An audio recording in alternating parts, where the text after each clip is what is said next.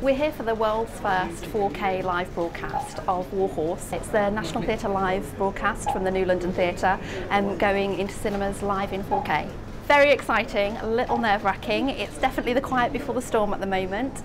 Lots of tension, but the atmosphere is building here now. We're about to open the house and let the audience in, so it's very exciting and thrilling for us to be able to do this.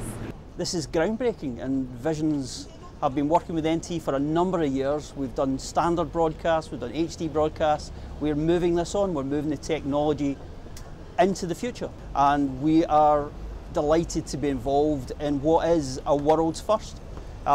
This has never been tried before. No one's had the ability to put all these jigsaw pieces together at one time in one place. Well, tonight's a really exciting night because basically for the first time ever, a cinema audience in a cinema not in the building we're standing in are going to see the content that's shot here in 4K with moments of delay in between the two. So they're going to get a really live experience. Okay, so we're on 5, stand by 5. And we're waiting on 5 until we get down to 2 shots. So as a multi-camera director, what I really want is the freedom to be able to choose my shots and cut the event without having to be worried about restrictions from the technical point of view.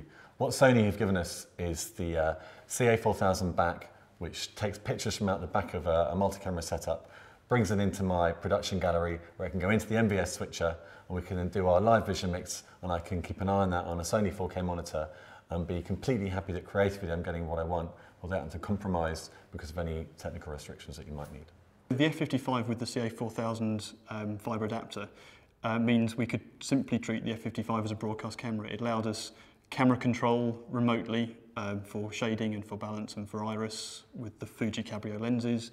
It meant that we could send the viewfinder return back in the normal way. It meant that we could even send autocue back up the camera as we would do a standard HDC camera. It really just meant we were making the camera solution as simple as possible for both the operator and for the engineers. Downstream of that, we then just treated the 4K output as 4 HD signals. So in the theatre we had 6 camera positions, beginning with camera 1, which was on the camera left of the venue, was shooting across stage, and it used a sort of medium wide lens, the Fuji Cabrio 19-90. Then we had camera 2, which was also using a 19-90, that was more central on the venue and that was doing sort of wider coverage. Camera 3 was also central in the venue but doing tighter shots using the 85-305 Cabrio lens. Camera 4 was the mirror to camera 1, so that was another 19-90 coming in from the right.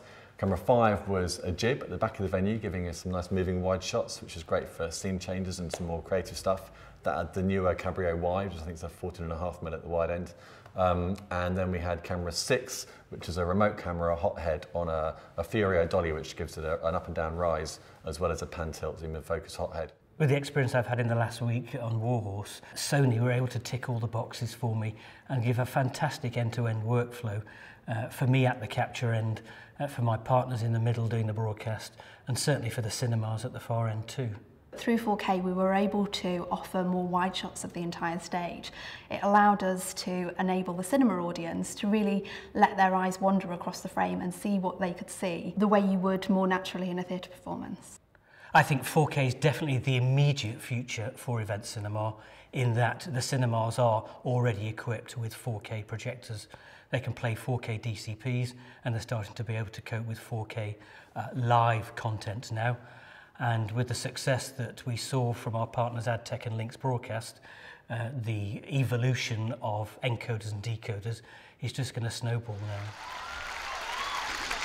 People who watched the Chelsea Curzon have all said it looked really great, even more crisp and even better picture than they would experience normally.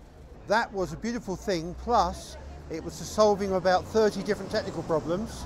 Outstanding, another step forward, another first for 4K, a great play, distributed in the right way, great streaming, great technology, we're nearly there.